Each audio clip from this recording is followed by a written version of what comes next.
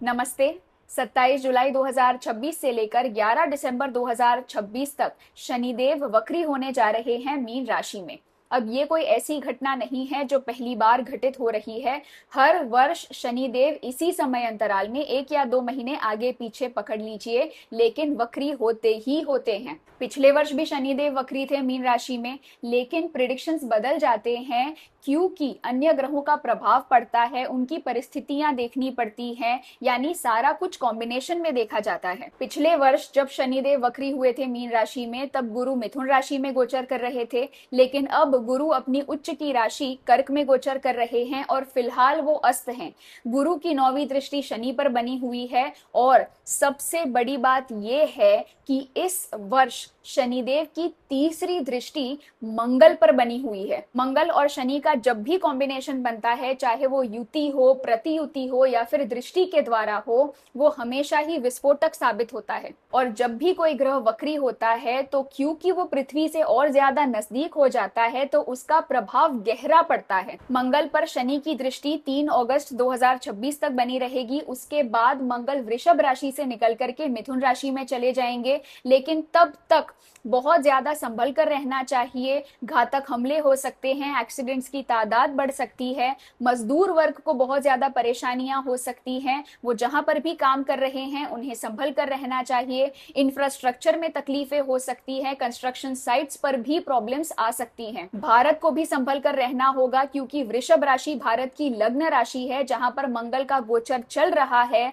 और वक्री शनि अपनी तीसरी दृष्टि डालने वाले हैं। खास तौर से भारत को अपने पड़ोसी देशों से प्रॉब्लम्स होने वाली हैं, पाकिस्तान और चाइना। मैंने आपको गुरु के कर्क राशि में गोचर वाले वीडियो में भी बताया था कि अब जो भी खेल खेला जाएगा उसके पीछे का सबसे बड़ा मास्टरमाइंड होगा चाइना। एक अच्छी बात यह है, सेविंग ग्रेस, डिवाइन ग्रेस जिसे कहते हैं, वो ये है कि गुरु की 9वीं दृष्टि शनिदेव पर बनी हुई होगी तो पकड़ अच्छी खासी होगी, लेकिन ये पकड़ थोड़ी सी कमजोर होगी क्योंकि 12 अगस्त 2026 तक गुरु अस्त हैं और फिलहाल वो अतिचारी चल रहे हैं। मीन राशि काल पुरुष कुंडली के नैसर्गिक 12वें भाव को दर्शाती है, जिसे व्यय स्थान कहते हैं, और वहीं से मोक्ष को भी देखा जाता है। यानी इस समय में कई सारे लोग अपने प्रॉब्लम्स के सॉल्यूशंस ढूंढने के लिए बाहर की तरफ नहीं बल्कि अंदर की तरफ जर्नी करेंगे, अंदर की यात्रा करेंगे। यानी ये समय स्पिरिचुअल ग्रोथ के लिए बेहतरीन साबित हो सकता है। साथ ही कई सारे लोगों को फाइनेंशियल तंगी महसूस हो सकती है।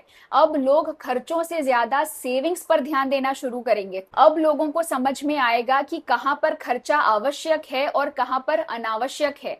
लोग अपने स्पिरिचुअल डेवलपमेंट के लिए खुलकर खर्चा करेंगे, लेकिन भौतिक सुखों पर ज्यादा खर्चा नहीं करेंगे। लेकिन एक बात तो तय है कि इस समय में आपके धैर्य की परीक्षा ली जाएगी। आपका पेशेंस हद से ज्यादा टेस्ट होने वाला है, इसीलिए कड़ी मेहनत करने के लिए तैयार हो जाइएगा। अगर एक सलाह मुझे आपको देनी है तो वो ये है कि आप अपना कर्म कीजिए, अपने बेस्ट एफर्ट्स डालिएगा और फिर आप कंप्लीटली अपने आप को ईश्वर के चरणों में समर्पित कर दीजिएगा, क्योंकि आपने जो मेहनत की है उसका फल आपको मिलेगा ही मिलेगा। बस एक्सपेक्टेशंस ज्यादा मत रखिएगा और जो भी मिलेगा उसे ईश्वर के आशीर्वाद की तरह एक्सेप्ट कर लेंगे तो आपके लिए बहुत ही ज्यादा अच्छा होगा। जब भी कोई ग्रह वक्री होता है तो ऐसा प्रतीत होता है कि वो ग्रह पीछे की तरफ जा रहा है, जबकि रियल में डिफरेंस सिर्फ स्पीड का होता है। लेकिन अगर हम ज्योतिषीय रूप से देखें तो क्योंकि ग्रह वक्री है तो ऐसा लगता है कि उसे पुराने काम पूरे करने हैं। यानी इस समय में कोई भी नया कार्य शुरू करने से पहले आपको पुराना काम पहले वाइंड अप करना होगा, उसे अच्छे से कंप्लीट करना होगा, तभी आप आगे बढ़ पाएंगे। वरना आपको आगे जाकर के फिर से पीछे की तरफ आना पड़ेगा, तब आपको फ्रस्ट्रेशन महसूस होगा, क्योंकि इवेंचुअली शनिदेव कर्मों के कारक होते हैं। अब क्योंकि मीन राशि इमोशंस को दर्शाती है तो अपने जीवन में आगे बढ़ने के लिए आपको कहीं से इमोशनली कट ऑफ होना पड़ेगा, इमोशनली डिटैच होना पड़ेगा। इसका ये अर्थ है कि आपको इमोशनली इवॉल्व होना पड़ेगा। आप पुरानी बातें, पुरानी फीलिंग्स पकड़ करके बैठ नहीं सकते हैं। अब क्योंकि ग्रहण भी आने वाले हैं तो आपको कहीं ना कहीं इमोशनल धक्के लग सकते हैं। अगर आप इमोशनली स्ट्रॉन्ग रह करके रियलिटी को देख पाए, सच्चाई को अपना पाए, तो आपके लिए आगे का सफर आसान हो जाएगा। और अगर आप धार्मिक बने रहेंगे, अपने धर्म कार्य करते रहेंगे, पूजा पाठ करते रहेंगे, तो आपको डिवाइन प्रोटेक्शन मिलता ही रहेगा। आपको घबराने की कोई जरूरत नहीं है। ऐसा क्यों कह रही हूं? क्योंकि शनिदेव पर गुरु की दृष्टि बनी हुई है और गुरु धर्म के कारक होते हैं।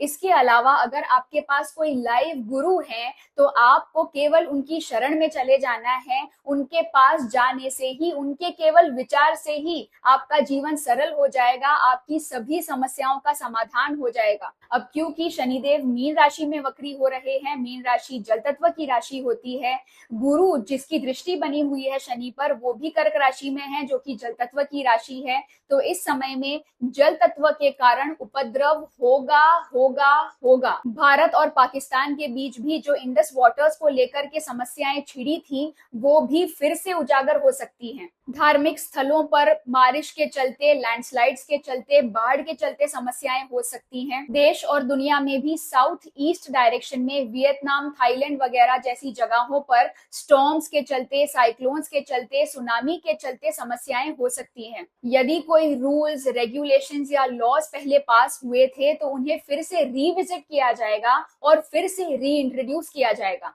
मैंने आपको पहले भी पोस्ट्स के द्वारा, वीडियोस के द्वारा बताया है कि अगस्त के महीने में शेयर मार्केट में अच्छी खासी तेजी देखने को मिलेगी। सितंबर का महीना शेयर मार्केट के लिए अच्छा नहीं है। 25 सितंबर के आसपास शेयर मार्केट में क्रैश भी हो सकता है। लेकिन फिलहाल अगस्त के महीने में 3 अगस्त को जब राहु धनिष्ठा नक्षत्र में प्रवेश करेंगे तो उसके कुछ ही दिनों में हमें शेयर मार्केट में नया ऑल टाइम हाई भी बनते हुए दिखाई देगा। लेकिन जो कुछ भी होगा वो 12 अगस्त के पहले पहले ही हो जाएगा। अगस्त के महीने में ही गोल्ड के प्राइसेस में भी अच्छा खासा उछाल देखने को मिलेगा। मैं पहले ही बता देती हूँ कि ये कोई फाइनेंशियल एडवाइस नहीं है। पैसा आपका है, कैपेसिटी आपकी है, आपका जो मन करे आप कीजिएगा। मैं केवल और केवल मेरे ज्योतिष के लिमिटेड ज्ञान के आधार पर ये कह रही हूँ। मैं सेबी रजिस्टर्ड एनालिस्ट नहीं हूँ। इस समय में health care, pharmaceutical, medical industries और एग्रीकल्चरल सेक्टर्स की पुरानी फाइल्स फिर से खुल सकती हैं। कड़े नियम और कानून लागू किए जा सकते हैं।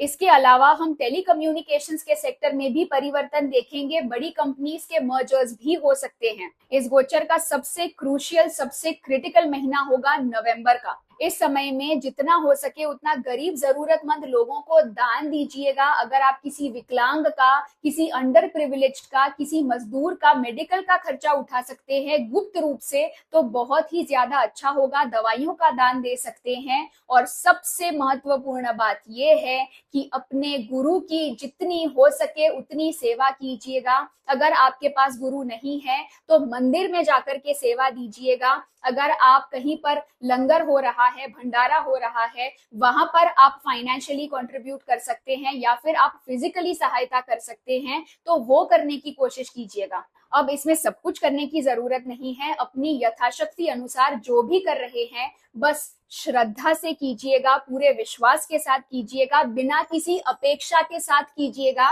तभी आपको मन की शांति प्राप्त होगी। उम्मीद करती हूँ इस वीडियो द्वारा आपको अच्छी खासी जानकारी प्राप्त हुई होगी। मिलती हूँ आपसे अगले वीडियो में। तब तक अपना ख्याल रखिए और मुस्कुराते रहिए। बड़ों को आदर, छोटों को प्यार। वीडियो देखने के लिए बहुत बहुत आभार।